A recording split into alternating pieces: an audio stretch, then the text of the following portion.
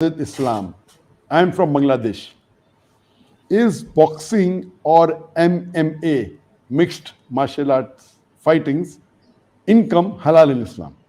A similar question is asked. My name is Amar Nazir Ahmed from India. I am a big fan of your work, sir. I want to ask you whether if MMA, mixed martial arts, is haram, as you know our Muslim brother Khabib is famous in it. He is an inspirational fighter. Can you please guide all our Muslim brothers and me whether to join this sports or not? The basic question posed is that is boxing permitted? Is mixed martial arts MMA permitted? Can we take part in these sports, in this competition? As far as boxing is concerned, before I give the opinion of the Muslim scholars, as far as boxing is concerned, there are many non-Muslims who are against this sport. And they say this is not a sport at all because it harms the human being. There are many non-Muslim organizations which have objected and have asked that this boxing should be removed from the international sports. It is not a sport at all. As far as Islam is concerned, any sport which is beneficial for the human being, which helps the human being and has got no harm, it should be done. But if the sport is not beneficial and is harmful for the human body, then you should abstain from it. So these non-Muslim organizations, they have filed petitions in many countries.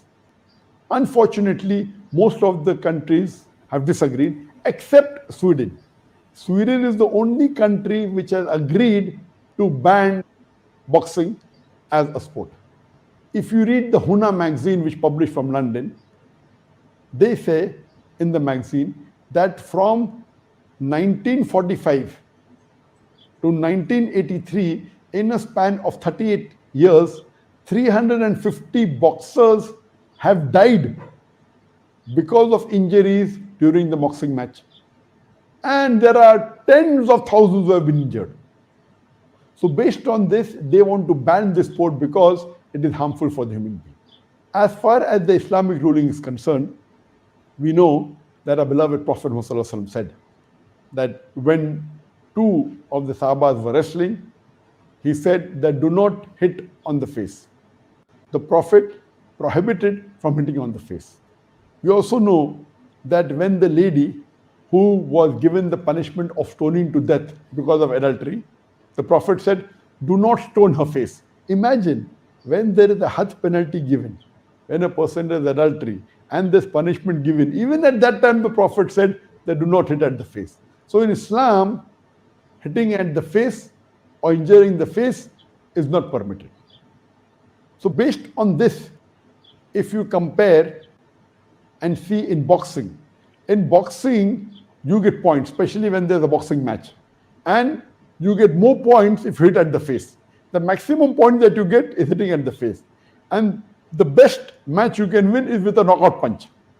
That means the more you harm the opponent, the more points you get. This is again the concept of Islam. Based on this, according to Imam An-Nawawi, he says that this sport, it should not be permitted. It's not Islamic because you're harming the body, hitting on the face. Based on that, this sport is not permitted. So based on this hadith of not to harm the face, not to harm the human body, most of the scholars, they say that boxing and any type of martial art which causes injury to the human being, in which it involves hitting of the face and injury of the human being, it is not permitted. However, there are some scholars who say that if you are learning boxing or some martial arts for self-defense without involving in competition, because in competition, you have to attack your opponent, you have to hit him, you have to beat him, otherwise you cannot win. So they say that if you train yourself in boxing or martial arts only for self-defense or only for health reason or also being prepared for jihad, etc., but it doesn't involve in competition where you have to hit the other person, in these cases, it is permitted. This is said only by some scholars. But the majority scholars say involving in boxing as well as martial arts, where there is injury to the human body and attacking the other person, it is permitted.